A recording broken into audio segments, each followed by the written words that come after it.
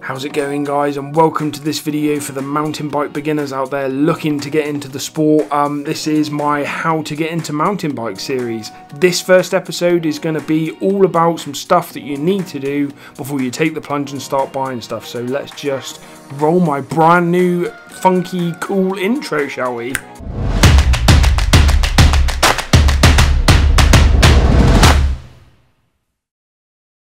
So guys, as always, if you want to get to know me, if you want to see some POV rides of mine, if you want to see some, hear some tips and tricks, if you want to hear me review some cool equipment or do little series like this, then don't forget to hit that subscribe button there below before I run out of breath, and hit that notification bell there as well so as you don't miss any of my videos, especially, again, running out of breath, especially for this series, which is going to be a run of like maybe 10-20 videos. So yeah, don't forget to subscribe and hit that notification bell. And just another quick bit to add to this start of the video is that I'm now on Patreon. So if you're a subscriber, if you're a long-term viewer, I've been going almost a year now, and you want to help support the channel, help the channel grow, help me make more videos like this by being able to set aside time, then head over to my Patreon, which is in the link in the description below, and see how you can do that. So I'm sure that there's a load of my regular subs and viewers watching the start of this video that are probably going to drop out because this is tailor-made for beginners. But before you guys go, we need your help! I want you to do me a favour for these guys that are watching to get into mountain biking.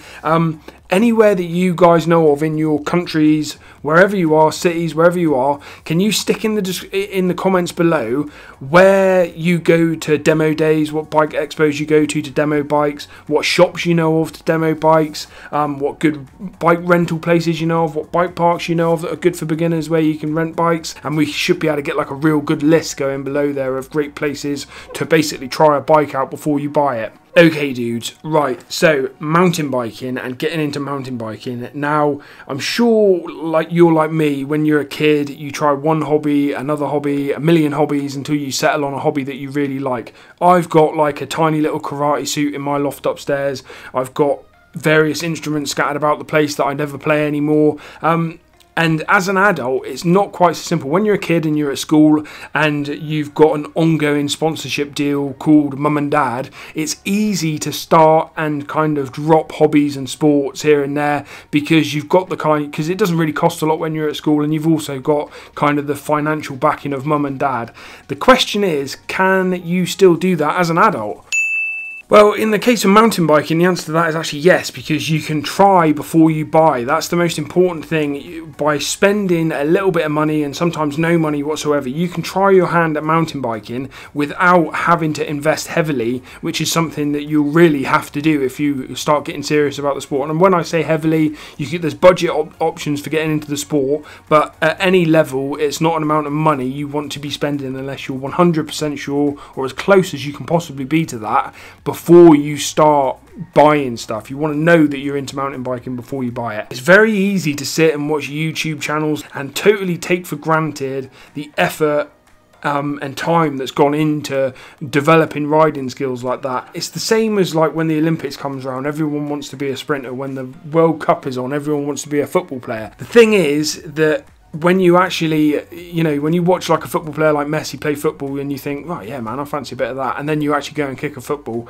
the reality against how it's made to look in YouTube videos, and not how it's made to look even, but how these guys make the sport look, it's not exactly the same as that when you get on the bike. So it's well worth just investing some time and money, not very much money, into making sure you thoroughly try the sport out before you actually start spending money on it. I know that that's not a popular opinion. I know you might have your heart set on mountain biking, and hopefully I'm totally wrong, but there's a high percentage of people out there that will get a bike, get the equipment, and hardly ever ride their bike. That's just the way it goes. Now the good news is that there are a whole bunch of ways for you to try out bikes. Now we'll do a whole list here next to me now. So the first one is, if you're looking to get into mountain biking because a bunch of your mates do, borrow a bike and go for a ride with one of those guys. Get them to take you on a relatively tame ride and just go and try it out, see how you feel, and just, yeah, that's just a good starting point for getting into mountain biking. Now if you don't have mates that are into mountain biking and this is something that you're looking to pursue on your own,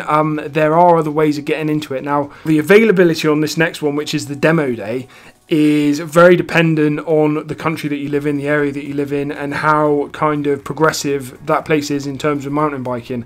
Bike expos and demo days are kind of like a mobile expedition where they chuck up a load of stands, a load of tents, and they have loads of different stuff, advertising, and you get to go and have a look at loads of different products. But another thing that you get to do is go and test mountain bikes. Now, at places like I think the Sea Otter Classic in the US, they make sure that they set the place up where there's some real sick riding, so as you can take a bike out and get a real good feel for the bike doing what it's supposed to be doing on really good trails. I went to a bike expedition called Test the Best up further up in Spain. It wasn't ideal, but actually for me, testing out bikes and wanting to go for a good ride, but as it happened, the ride was kind of long enough for you to get a feel for mountain biking. So demo days, and hopefully there'll be a long list of demo days building up in the list below. Otherwise, just Google mountain bike demo days and hopefully there'll be something in your area. Another really great way of testing bikes, and I think more often than not it's free. For me, it cost me €5 per bike, which was a sick sort of £6,000 bike that I got to test for about an hour and a half. So it's, you know, it's not very much money to invest, and you can take a really good bike out for a spin and test yourself at mountain biking at the same time. So that's another way that you could do it. Another way is that you can actually go to bike shops in some places and they'll have a demo fleet of bikes in their shop. Now there might be a small kind of, it's not really the same as bike rental, it's a demo fleet, so it's there for you to test and see if you want to buy the bike. But again, a demo bike from a bike shop is the same thing. You'll get to take it away in your car, find a decent trail, go for a shred, take it back again later on that day, and it works out really well. So demo bikes in bike shops is also another really good option for that.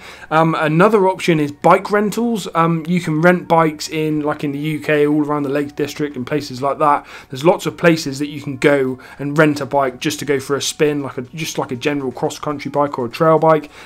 They can cost you kind of 40-50 quid in the UK. I'm not sure the prices in the US, but it's still nowhere near the cost of actually investing in mountain biking from the get-go in terms of bikes and clothes and all that kind of stuff. So bike rentals is another really good option just around general kind of national parks or in the countryside. That can work really well as well.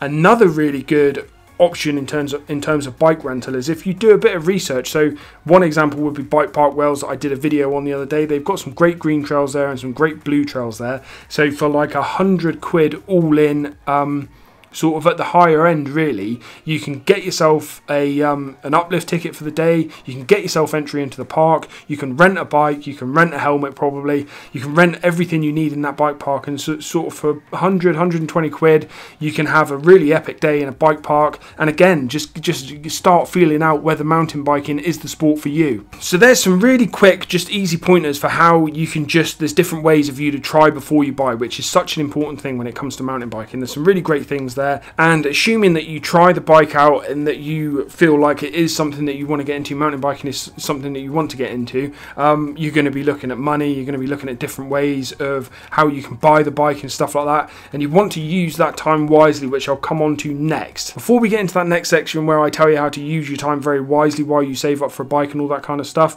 I just wanted to say that this video is the first episode in a series. This is basically the try before you buy episode, giving you those tips there like just now on how you can try out mountain biking before you actually start spending money. But the rest of the series is going to cover every other element that you even need to think about. We're going to talk about what mountain bike discipline you might be interested in. We're going to talk about how you go about buying your first bike. We're going to talk about how you go about setting it up. We're going to talk about gear. We're going to talk about protective equipment. We're going to talk about how to find good places to ride. I'm going to cover all of these things in loads of separate episodes.